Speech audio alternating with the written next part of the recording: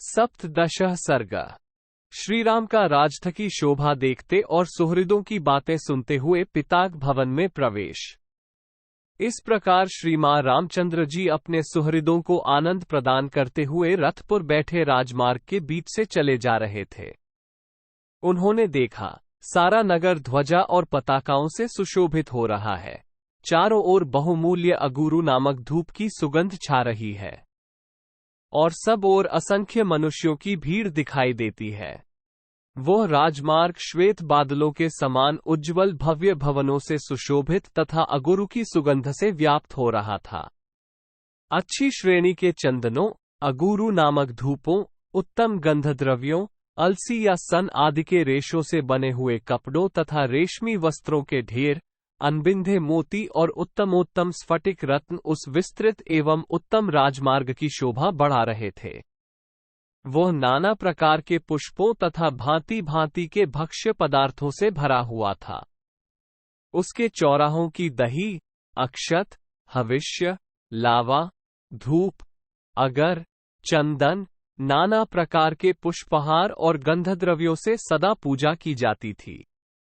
स्वर्गलोक में बैठे हुए देवराज इंद्र की भांति रथारूढ़ श्रीराम ने उस राजमार्ग को देखा। वे अपने सुहृदों के मुख से कहे गए बहुत से आशीर्वादों को सुनते और यथायोग्य उन सब लोगों का सम्मान करते हुए चले जा रहे थे। उनके हितैषी सुहृद कहते थे, रघुनंदन, तुम्हारे पितामह और प्रपितामह अर्थात दादे और परदादे जिस पर चलते आए हैं, आज उसी मार्ग को ग्रहण करके युवराज पद पर अभिषिक्त हो आप हम सब लोगों का निरंतर पालन करें।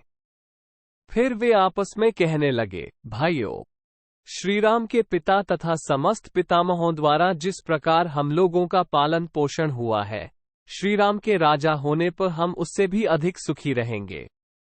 यदि हम राज्य पर प्रतिष्ठित हुए श्रीराम को पिता घर से निकलते हुए देख ले, यदि हम राज्य पर प्रतिष्ठित हुए श्रीराम को पिता घर से निकलते हुए देख ले, तो अब हमें इहलोक के भोग और परमार्थ स्वरूप मोक्ष लेकर क्या करना है।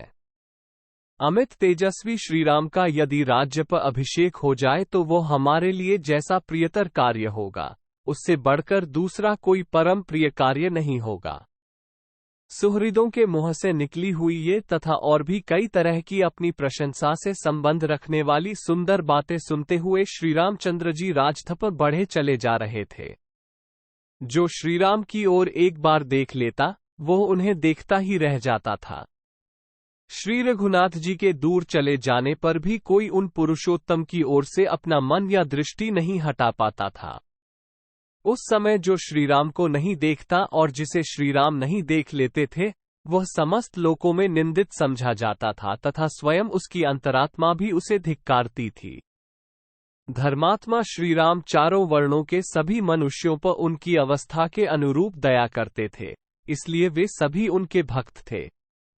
राजकुमार श्रीराम चौराहों, देवमार्गों, चैत्य वृक्षों तथा देवमंदिरों को अपने दाहिने छोड़ते हुए आगे बढ़ रहे थे।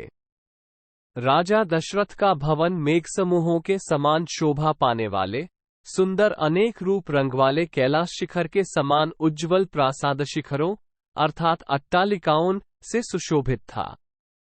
उसमें रत्नों की जाली से विभूषित तथा विमानाकार क्रीड़ागृह भी बने हुए थे, जो अपनी श्वेत आभा से प्रकाशित होते थे। वे अपनी ऊंचाई से आकाश को भी लांघते हुए से प्रतीत होते थे। ऐसे गृहों से युक्त वह श्रेष्ठ भवन इस भूतल पर इंद्रसदन के समान शोभा पाता था।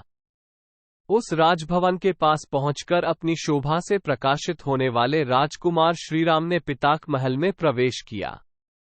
उन्होंने धनुर्धर वीरों द्वारा सुरक्षित महल की 3 ड्योढ़ियों को तो घोड़े जुते हुए रथ से ही पार किया, फिर 2 ड्योढ़ियों में वे पुरुषोत्तम राम पैदल ही गए। इस प्रकार सारी ड्योढ़ियों को पार करके दशरथ नंदन श्रीराम साथ आए हुए सब लोगों को लौटाकर स्वयं अंतःपुर में गए। जब राजकुमार श्रीराम पिताक पास जाने के लिए अंतपुर में प्रविष्ट हुए, तब आनंदमग्न हुए सब लोग बाहर खड़े होकर उनके पुनः निकलने की प्रतीक्षा करने लगे, ठीक उसी तरह जैसे सरिताओं का स्वामी समुद्र चंद्रोदय की प्रतीक्षा करता रहता है। महल में जाकर श्रीराम ने पिता को कैकेयी के साथ एक सुंदर आसन पर बैठे देखा। वे विषाद में डूबे हुए थे, उनका मुंह सूख गया था और वे बड़े दयनीय दिखाई देते थे। निकट पहुंचने पर श्रीराम ने विनीत भाव से पहले अपने पिता के चरणों में प्रणाम किया।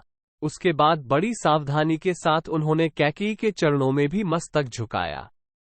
उस समय दीनदशा में पड़े हुए राजा दशरथ एक बार राम ऐसा कहकर चुप हो गए। इससे आगे उनसे बोला नहीं गया। उनके नेत्रों में आंसू भर आए, अतः वे श्रीराम की ओर न तो देख सके और न उनसे कोई बात ही कर सके।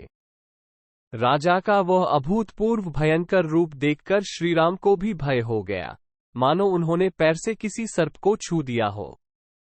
राजा की इंद्रियों में प्रसन्नता नहीं थी, वे शोक और संताप से दुर्बल हो रहे थे, बारंबार लंबी सांसें भरते थे तथा उनके चित्त में बड़ी व्यथा और व्याकुलता थी।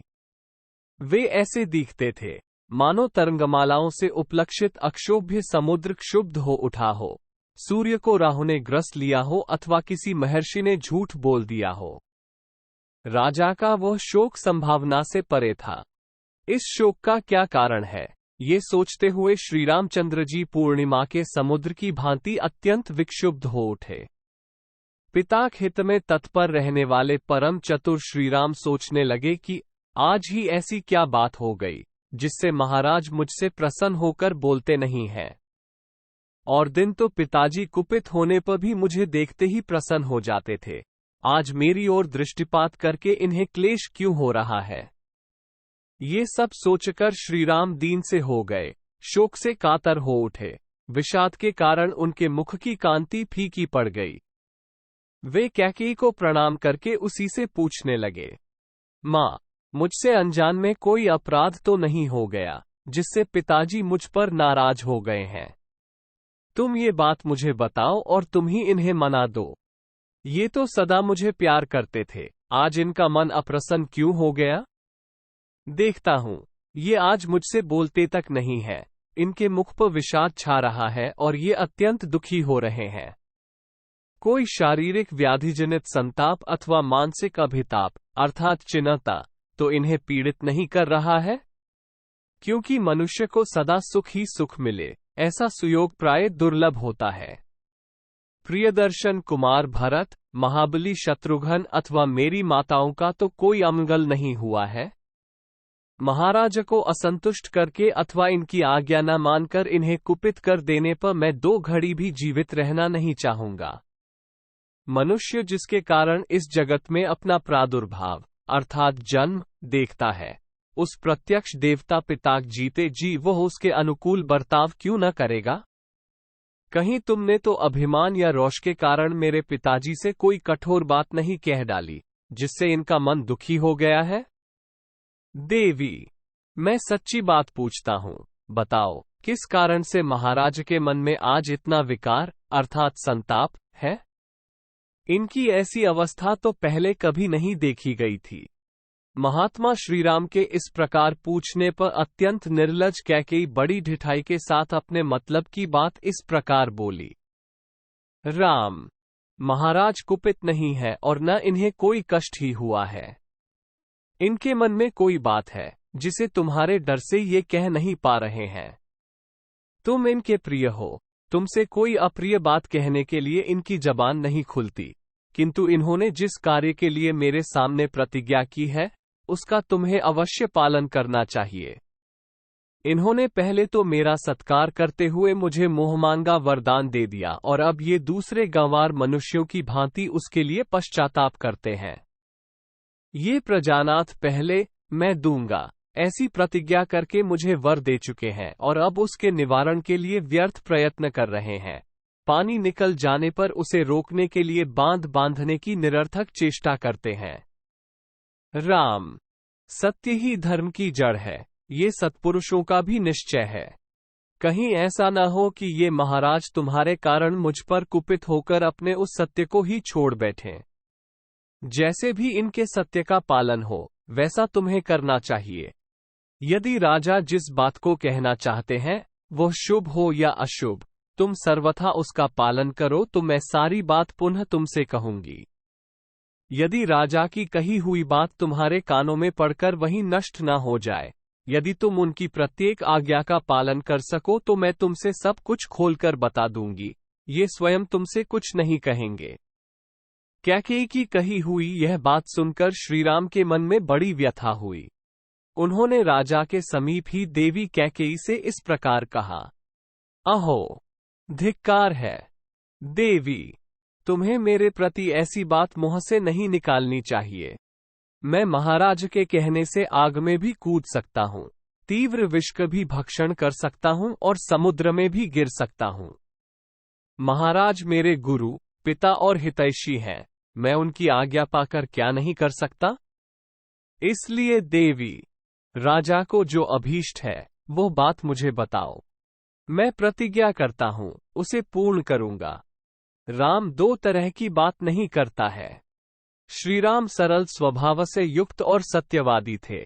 उनकी बात सुनकर अनार्या कैकेयी ने अत्यंत दारुण वचन कहना आरंभ किया। रघुनंदन, पहले की बात है, देवासुर संग्राम में तुम्हारे पिता शत्रुओं के बाणों से बिंध गए थे। उस महासम में मैंने इनकी रक्षा की थी। उससे प्रसन्न होकर इन्होंने मुझे 2 वर दिए थे। राघव, उन्हीं में से एक वर के द्वारा तो मैंने महाराज से ये याचना की है कि भरत का राज्याभिषेक हो, और दूसरा वर यह मांगा है कि तुम्हें आज ही दंडकारण्य में भेज दिया जाए। नरश्रेष्ठ, यदि तुम अपने पिता को सत्य प्रतिज्ञ बनाना चाहते हो और अपने को भी सत्यवादी सिद्ध करने की इच्छा रखते हो तो मेरी यह बात सुनो। तुम पिता की आज्ञा के अधीन रहो, जैसी इन्होंने प्रतिज्ञा की है उसके अनुसार तुम्हें 14 वर्षों के लिए वन में प्रवेश करना चाहिए।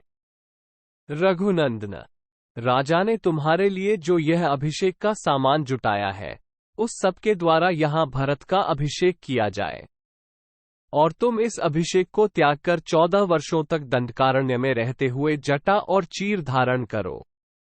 कौशल नरेश की इस वसुधा का, जो नाना प्रकार के रत्नों से भरी पूरी और घोड़े तथा रथों से व्याप्त है, भरत शासन करें।